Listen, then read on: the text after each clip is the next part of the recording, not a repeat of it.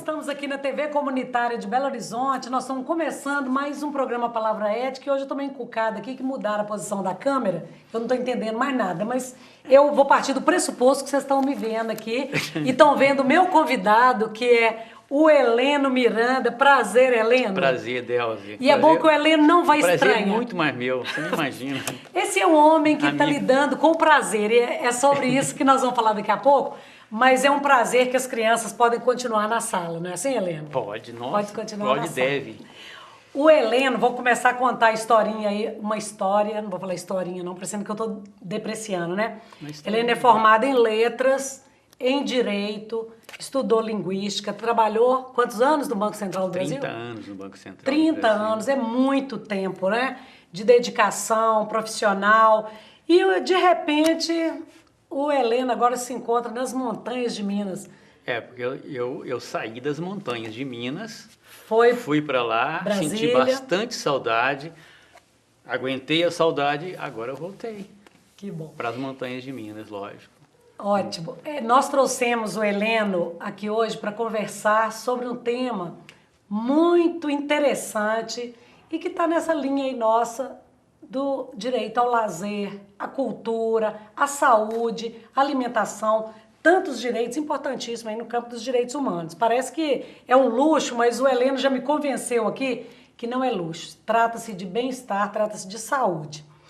Heleno, quando começou o seu interesse, então, por vida saudável, alimentação saudável e também o interesse em conhecer mais sobre vinho e cerveja e outras coisas? Pois é, como que eu comecei tudo? Eu comecei exatamente com o vinho. O vinho me deu uma direção, um belo dia. Eu comecei com o vinho já tem desde 1962, quando eu era seminarista lá em São João del Rei, que eu vi o vinho de missa e fiquei interessado por aquilo. Me proibiram de olhar para o vinho de missa. Aí eu, pela proibição, quando eu voltei para casa, quando eu saí do seminário, aí eu fiquei, gente, aquilo é uma coisa muito bonita, o vinho. Aí eu comecei, aí eu trabalhei no Banco Central, aquele negócio todo e tal. Quando eu me aposentei, aliás, um certo período antes de me aposentar, eu resolvi fazer alguns cursos de vinho.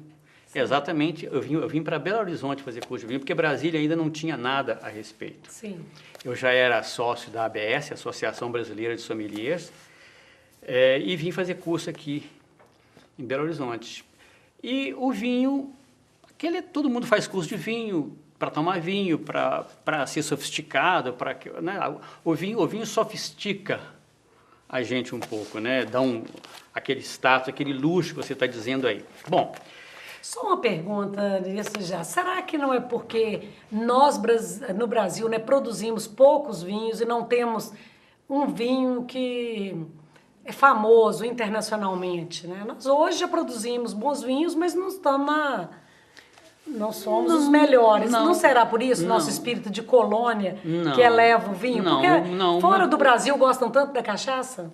Não, o mundo inteiro, eu diria que isso é universal. Sim. O prazer pelo vinho é coisa de 8.000, é coisa muito, muito antiga, muito extensa, muito universal, né? Não é o Brasil.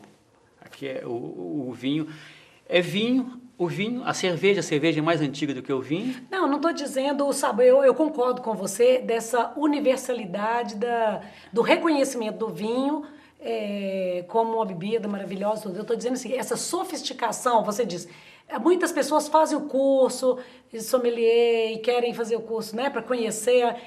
Essa sofisticação não é um espírito de colônia? Não, a sofisticação do vinho é porque fazer um vinho é uma coisa muito mágica. É muito mágico um vinho. O cara que faz o vinho, ele se não é apaixonado, ele fica apaixonado. O cara que começa a beber vinho, se ele não era apaixonado, ele fica apaixonado. Por quê? Porque o vinho tem muitas nuances, tem muita coisa para você descobrir, tem muito cheiro, tem muito sabor, tem muita textura, tem cor, então tem histórias. Então tem muita coisa. O vinho, de fato, ele é muito rico, ele tem uma cultura muito rica. E por isso que ele se sofisticou. E tem inclusive o caso da cerveja, porque o vinho... A cerveja também é outra situação interessantíssima que a gente pouco conhece de cerveja. Sim. Né? A cerveja é mais antiga do que o vinho ainda. E como o vinho caiu um pouco lá para a Grécia, o vinho ficou mais sofisticado. Tem essa história também. E como a cerveja ficou mais no Egito e depois daí que partiram para o mundo, né? Então o vinho de fato ganhou mais status do que a cerveja. Mas isso é uma história, né? Que também tem que contar, que é outra coisa, bebida dos deuses. Reis, a cerveja era dos reis. Sim. E o vinho dos deuses. E isso aí é uma grande história. Mas, enfim, o vinho é o que ele é. Ele é muito rico. Né? Então, é isso. E o vinho abriu a porta para você? O vinho abriu a porta... Outras portas. Outras portas, tanto sociais como amizade, culturais. Aí eu tive que ir para a Europa, aí eu tive que não sei para onde, para poder conhecer mais vinho e tal. Mas o que eu acho que o mais importante que o vinho abriu para mim foi justamente aquela coisa de você experimentar as coisas. De repente você acorda e fala assim, eu tenho um paladar, eu preciso aprimorar isso é muito bonito, isso é muito bom. O vinho, por exemplo, me levou a experimentar as coisas, quer dizer, e eu percebi que é o seguinte, eu posso experimentar muitas coisas, que tem muitas coisas saborosíssimas no mundo sem o tal do açúcar. Foi lá que eu comecei a pensar, gente, eu não preciso comer açúcar para ter gosto nas coisas. É justamente o contrário. O açúcar, na época eu aprendi, é uma coisa padrão. Então, o açúcar, de fato, padroniza o gosto. E o vinho não tem açúcar. O vinho que tiver açúcar não é vinho. O vinho não tem açúcar. Sim, o vinho... Então, aí você percebe isso muito mais fácil. Mas não tem uma tendência na alimentação de padronizar o sabor? Estou dizendo assim... Total, principalmente por causa do açúcar. O tal do fast food, tudo. Quer dizer, o mesmo sabor em qualquer lugar do mundo. O mesmo sabor. O fast food tem açúcar. Tudo que você come hoje, que for industrializado, tudo que você come hoje tem açúcar. E muito sódio também, né? Mas o sódio é muito pouco em relação ao açúcar. O sódio é uma outra história. E o açúcar é um alimento barato, né? Não é alimento. Não, realmente foi ótimo. A briga é essa. Não, o açúcar não é alimento. Mas o açúcar ele não é uma forma de transformação em energia muito mais rápida? Não. O açúcar é uma farsa. Então conta isso aí para nós. O açúcar é uma grande farsa. Porque o açúcar o açúcar é tema desse livro aqui, do Fernando Carvalho. Você quer mostrar Mostra lá para a câmera. É tema do... O Fernando Carvalho... Sim. É um cara, um brasileiro. É um cara que ficou diabético, porque a mãe dele o tratava com todo carinho e amor e dava muito doce para ele. Sim. Isso que acontece com todos nós, aconteceu com meu irmão, aconteceu com muitos amigos meus, a mesma coisa. Então, esse fato de você comer muito açúcar acaba tendo consequência para a saúde. Até o afeto, né? Você ser afetivo vai ser doce, né? Então, agora, enfim, o que a gente estava falando mesmo? Porque eu até perdi. Não, aí o Fernando, ele mergulhou nessa questão a partir do momento que ele ficou diabético. Porque ele ficou diabético, ele mergulhou nessa questão e fez esse livro aí. Não é por causa dele que eu estou falando mal do açúcar. Sim. Eu já falava mal do açúcar há muito tempo. Com outros livros, com outras histórias, com outras coisas que eu aprendi a respeito da alimentação, do próprio vinho. Então, o açúcar é um grande vilão hoje. Posso falar mal aqui de todo mundo? Pode. O grande problema do açúcar hoje é que ele está em todas as dietas do mundo. Ele está fazendo com que bebês tomem açúcar com 3, 4 meses, 5 meses de idade e que as pessoas hoje estão adoecendo. Bom, segundo o Fernando Carvalho, todas as doenças hoje são causadas pelo açúcar. Isso aí é uma tese dele. É uma tese que eu acho que as pessoas não tem que acreditar ou não. Eu acho que é apenas um alerta. Eu vou tomar o livro dele como um grande alerta, não como uma verdade, como a gente estava conversando naquela hora. Não é uma verdade, mas para mim é um grande alerta. É uma coisa que você... Poxa, será que isso é verdade? Vamos pesquisar, porque eu me interesso pela minha saúde, e muito. Claro, mas eu me interesso também por alimento, até porque sou estudiosa do campo do direito agrário, enfim, direito à alimentação também, lá no artigo 6º da Constituição, como um direito fundamental. Mas são vários os alimentos que naturalmente têm açúcar. As frutas, por exemplo, que ela tem a frutose. Não é açúcar. Então vamos falar diferente. Sim. O que você está chamando de açúcar? Nós estamos chamando de açúcar, o açúcar do açucareiro. Ah, sim. Isso é muito importante. O industrializado que vem. É o açúcar do açucareiro, que passou por processo químico e processos físicos e se transformaram naquele pó branco, que pode ser mascavo também, que é pó mascavo, tanto faz. O açúcar... Sim. Que foi industrializado, que foi processado. Esse é que é o açúcar ruim, que eu falo. Sim, porque os alimentos, naturalmente, a grande maioria dos alimentos também, eu acho que grande parte tem açúcares. Tem a frutose, que é fantástica, que nós devemos comer. A glicose, tudo depois é transformado em glicose, que vai processar no nosso organismo. Por que o açúcar é ruim? Porque o açúcar, além de fazer mal, ele não serve para nada, absolutamente nada, porque ele não é alimento. Uhum. E além de não servir para nada, ele ainda retira da gente, segundo o Fernando Carvalho, muito sal mineral. Ou seja, o açúcar, na realidade, ele bagunça o nosso metabolismo. Ele bagunça a nossa vida. Ele tira da gente energia. Esse aqui é aparentemente, ele está parecendo que o açúcar é o que dá energia de forma rápida, né? Helena, nós vamos fazer um pequeno intervalo, chegamos no final do primeiro bloco do nosso programa. Nós estamos aqui hoje, então, com o Heleno Miranda. O Heleno, ele estudou formalmente lá letras e direito e linguística, e de repente agora ele se vê... Como não poderia ser, quem estudou está sempre aí buscando, né? E tentando aí descobrir mais formas de viver bem, comendo melhor e também buscando os prazeres da vida, no vinho, na cerveja, na gastronomia, na criação das galinhas, né, que servem de alimento e tudo. Ele vai falar mais sobre isso para nós no segundo bloco. Nós voltamos daqui a pouquinho.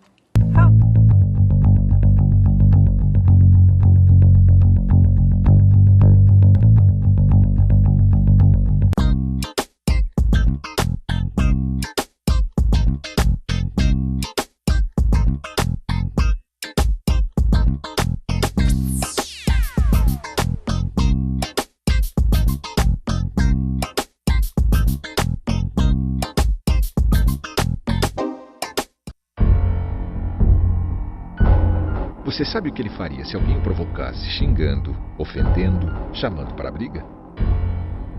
Nada. Minha vida vale mais do que qualquer briga ou discussão. No Brasil, milhares de pessoas são mortas por motivos fúteis. Conte até 10.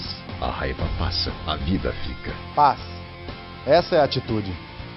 Uma campanha do Conselho Nacional do Ministério Público e ENASP.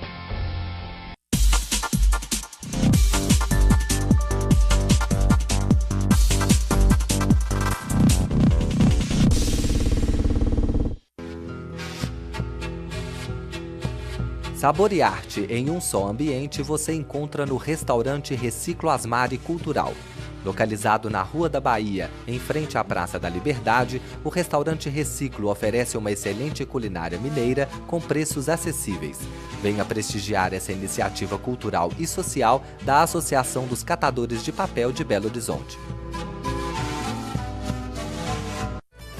Oh, Minas Gerais, oh, Minas Gerais, quem te conhece não esquece jamais, oh, Minas Gerais.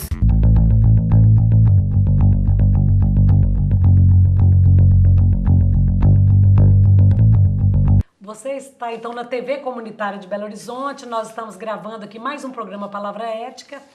Nós estamos aqui nos estúdios com Heleno Miranda. Heleno é uma referência para nós quando nós vamos escolher um vinho, uma cerveja para tomar. Mas não é por aí alguma coisa assim que o Heleno mesmo diz como uma coisa sofisticada, uma forma de falar, eu sou uma pessoa de bom gosto. Trata-se de uma pesquisa, de uma vida que ele contou para nós no primeiro bloco do programa, que o primeiro contato que ele tem com o vinho, até o vinho da missa, que interessa, começa a despertar nele esse desejo de estudar mais o vinho. E estudando o vinho, conhecendo mais sobre o paladar, a educação, né, para sentir esse sabor do vinho, é que ele descobriu, por exemplo, o tanto que o açúcar industrializado é ruim para a saúde. E agora nós estamos voltando aqui, vamos falar de bem-estar a partir do que nós comemos, de como a nossa saúde se torna melhor, e vamos falar o que é bom para comer, o que é bom fazer na sua concepção hoje, em termos de alimentação, Heleno. Delze, deixa eu te falar só uma coisa. Este livro aqui do Fernando Carvalho. Pai do Fernando Carvalho, fala sobre açúcar. Sim. Certo? Eu trouxe um outro livro, o Gilvander pediu para trazer os livros, né? Sim, então mostra aí para nós. Eu trouxe um livro aqui... Do açúcar nós já falamos no primeiro bloco, foi este aqui, ó. Esse livro aqui da Nina Planck. Sim. Que fala... Mostra para a câmera, que por favor. fala da Nina Planck, esse aqui, Sim. olha, chama-se Comida de Verdade. Sim. O que comer para ser saudável e feliz. Esse livro aí me deu a resposta para que você perguntou agora, que é justamente o seguinte: o que comer? Eu diria que eu concordo totalmente com a Nina Planck, quem sou eu, mas eu concordo.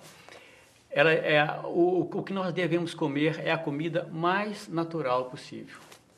Mais natural possível. A comida da roça, a comida que os nossos avós comiam.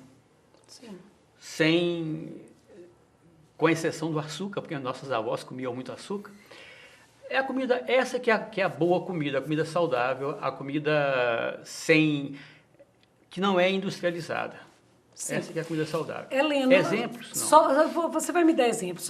Outro dia eu fiquei muito encucada com uma coisa, alguém chegou falando comigo que era um absurdo uma pessoa pobre estava dando um alimento que não era saudável para uma criança, tipo esses biscoitinhos, esses chips, essas coisas. E me ocorreu uma dúvida. Por exemplo, uma mãe que vai levar uma criança, por exemplo, num restaurante self-service e vai comer uma salada. Eu disse para a pessoa, eu não tenho certeza se aquele alimento é saudável. Hoje, com o uso de agrotóxico, com tanto processo de industrialização dos alimentos também. Você concorda comigo? Concordo pelo seguinte, olha, hoje se você for no YouTube Sim. e falar alimentação, qual é o melhor alimento do mundo, aparece um monte de coisa. Tem uma pessoa que é muito famosa, o Laí Ribeiro. Sim, doutor Laí Ribeiro. Doutor Laí Ribeiro, famosíssimo, fala muito bem e tal. Ele fala, inclusive ele cita, junto com outras pessoas, que o melhor alimento do mundo é o leite materno, perfeito. O segundo melhor alimento do mundo é o ovo, e assim vai. Aí ele fala a respeito dos alimentos, fala de uma série de coisas que, aliás, ele é muito interessante, vale a pena ser visto, inclusive. Só que as pessoas esquecem de um detalhe que é muito importante na alimentação. Eu não vejo quase ninguém falar disso, a não ser a Nina Planck. Sim. Essa mulher americana, e que me despertou para isso também, que é o seguinte, olha, a carne é boa? Aí ela pergunta, que carne? O ovo é bom? O ovo é ótimo. Que ovo? Essa que é a pergunta, que ovo que é bom? Que macarrão que é bom, que pão que é bom. Por quê? É porque eu tenho que saber de onde veio o meu alimento. Porque o alimento, Deus, ele começa na terra, ele começa no chão. Sim. Começa no chão. É ali que está o bom alimento, é o capim que é saudável para a vaca. Porque se a vaca comer um capim ruim, cheio de agrotóxico, o leite é ruim. Tá, o pessoal, o leite é ruim. Não, o leite não é ruim. O leite é considerado um grande alimento também. Agora, leite que eu estou falando, de caixinha não é leite, tá? É outra coisa. O leite que eu falei é o leite da vaca. Esse leite da vaca que a vaca pastou, A vaca confinada também não dá leite bom, porque não pode, então ela é como você presa num lugar, o seu metabolismo, a sua vida, o seu humor, é tudo ruim. Então o leite, a alimentação boa é aquela que começa bem lá no chão, lá no um chão sem agrotóxicos. Você está falando de agroecologia. Mas, quer dizer, o bom alimento é esse. Até espiritualmente. Até espiritualmente. É uma ecologia profunda, né, que nós chamamos. Né? Às vezes eu falo isso, a pessoa, mas isso aí está tão complicado. Não está complicado, eu vivo isso hoje. Você falou das minhas galinhas, eu crio galinha, eu como ovo das minhas galinhas. Ah, mas isso é impossível fazer. De fato, para muita gente é impossível fazer. Mas quando eu vim para Belo Horizonte, a primeira coisa que eu quis foi assim, gente, eu quero tomar leite de vaca aqui. Morava lá no Santo Inês. Eu vim direto para o Santo Inês. Eu quero tomar leite de vaca, eu não quero leite de caixinha. Onde é que eu vou achar isso? A primeira padaria que eu perguntei, falou assim, olha, o seu Zé, ele traz leite aqui para todo mundo. Quem é o seu Zé? O seu Zé mora lá aqui a 3 quilômetros, lá do Santo Inês. Ele cria vaca, tem tudo. Quer dizer, é difícil sim, mas se você procurar, pesquisar, você vai achar coisas mais boas. Difícil é curar uma doença depois. Muito mais difícil é curar uma doença depois. E com esse negócio de comer bem, de coisa e tal, de não comer açúcar, inclusive, cárie, eu não tenho mais cárie, Delza. Tem 8 anos que eu não tenho cárie no dente. O meu dentista falou, Heleno, por que você não tem cárie de dente? Qual é o dentifrício que você escova dente? Aí eu falei assim, Marcelo, depois eu te conto. Vamos passar o tempo um pouquinho que eu quero fazer uma experiência, né? Já se passaram 8 anos. Aí eu falei assim, Marcelo, agora não, tem 2 anos que eu falei para ele, olha, eu não escovo dentes mais com dentifrício, tá? Só escovo dente com escova, lógico, e com a coisa. Aí ele falou assim, pois é, você não tem nem mais cárie, nem mais tártaro. Não tem mais. Isso não existe para mim mais. Simplesmente. O tártaro é bactéria, né? Não sou dentista não, mas pelo menos o que os dentistas dizem. O tártaro é aquela placa bacteriana que ela é formada quando você acidifica a boca. E você acidifica a boca quando você come açúcar. Aí vai dar cárie mesmo. A maior, vamos colocar aqui a palavra desgraça do mundo hoje, é a cárie. O mundo inteirinho, com exceção de vários indivíduos hoje que não comem açúcar, como é o esquimó, algumas tribos da África que não tem cárie porque não comem açúcar. É uma coisa incrível isso. Sim. Aí eu já comecei a falar do açúcar. Mas enfim, a comida boa é aquela que natural, o mais natural possível. E a gordura? Fala-se tanto da tal da gordura hidrogenada. A gordura é para esconder a gordura. Ela é usada para esconder o problema do açúcar. É o seguinte, você não vê falar em açúcar. Quando todos os dias, se você ligar a Globo, ligar principalmente a Globo, a mídia. A grande mídia. Pode falar Globo, não tem. Se você ligar lá, o que vai ter? Receitas. Receitas. Por trás de todas essas receitas tem muito açúcar. Só que ninguém pronuncia a palavra açúcar. Lugar nenhum. A mídia é um negócio muito interessante. Isso aí que ele fala muito bem no livro dele, como que esse processo do capital domina e a gente é enganado. Eu achava que eu não era enganado, não. Quando eu era mais novo, eu achava que as indústrias faziam as coisas pra gente, assim, perfeitas, que a gente podia comer, que não tinha problema. Que o melhor alimento vai ser sempre o alimento industrializado, né? Ia ser bom. Ô, Helena, agora eu deparo com uma dificuldade, aí não se trata de preguiça, é difícil, mas assim, às vezes torna quase impossível. Por exemplo, quando você sai de casa, que você viaja, você fica praticamente sem opção, a não ser que você leve uma fruta. É difícil. Não, mas eu vejo até para os diabéticos, muito difícil uma alimentação saudável. Não, mas existe sim. Existe. A gente sempre acha um suco de laranja, por exemplo.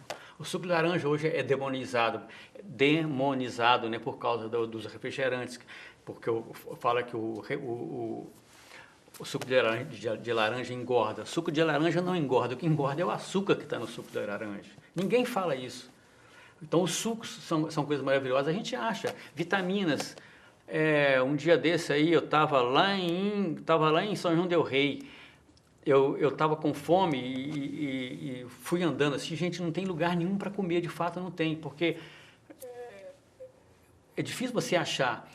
Mas aí eu achei um lugar lá que estava assim, açaizão, não sei o que lá pro pessoal, né? Aí vai a molecada toda comer açaí. Só que o problema é que eles comem também com muito açúcar. Mas, nessa loja de açaí, eles fazem suco de fruta, aveia, abacate, abacaxi, essas coisas. Sim. Então, eu como isso. Mas a gente acha, sim... E a gente trocando em miúdos, nós estamos chegando no final do nosso programa aqui. Quer dizer, o que você hoje, que você já mergulhou, tem vivenciado, tem experimentado mesmo na sua vida. É o que? Alimento simples. Vamos dar uma receita aqui para os nossos telespectadores. Posso contar uma historinha? Pode. Nós estamos aqui com 2 minutinhos. Eu vi, então, rapidinho. Eu vi ontem não, antes de ontem, essa semana, uma nutricionista na televisão, falou assim, porque agora nós vamos explicar para os senhores como que deve ser a alimentação. Aí ela começa a explicar, porque se você come feijão, você não pode comer o não sei o quê, se você come o arroz, não precisa do angu e tal. E falando tirando o carboidrato. Tirando aquele negócio e tal. Bom, aí havia lá, para ela fazer a experiência, dois trabalhadores, operários de obra, com a marmitinha deles. Aí ela falou assim, agora então nós vamos analisar a marmitinha do fulano de tal. Aí ela abre a marmitinha e ela olhou aquele negócio assim e falou assim, o que eu falo agora? Dentro dela, não sei o que ela arranjou. Sabe o que tinha dentro da marmitinha? Tinha arroz, tinha feijão, tinha um guisado de abóbora e tinha quiabo e angu. Arroz, feijão, angu, guisado e coisa. Ali estava a comida, o prato perfeito, eu até me arrepio. Ali está a comida perfeita desse indivíduo, perfeitíssima, aquela que era comida. Aí ela saiu com essa, bom, já que você comeu o arroz, você não precisaria do angu. Tem nada a ver uma coisa com a outra. E uma pessoa que usa força física, né, muscular. Não, eu estou dizendo... O carboidrato ali não faz mal. Aquilo para ele... Sim, é adequado. É tudo adequado. Perfeito, a comidinha perfeita. Lá da marmitinha do operário, do operário lá, aí estava perfeito. Aí abriu a outra também, a mesma coisa, com um pouquinho de diferença. O outro parece que tinha quiabo. O pessoal come bem. A turma come bem. O mal nosso é esse vício aí. E eu quero retomar também, vamos retomar uma dica que o Heleno trouxe para nós. Quer dizer, além da alimentação mais simples, né? Também ele fala que a gastronomia não é só cozinhar ou procurar o que é sofisticado, mas é experimentar. Muitas vezes nós abandonamos alguns ingredientes que eram da nossa cultura, nós estamos precisando de retomar isso aí. Heleno, quero te agradecer, nosso tempo chegou aqui no final, mas quero te convidar para voltar todas as vezes que você, mergulhado nos seus livros aí, estiver descobrindo uma forma de viver bem e melhorar na nossa alimentação e nosso estar nesse mundo. Tem muita coisa para falar. Muito obrigado. Nós queremos agradecer também nossos telespectadores e até semana que vem.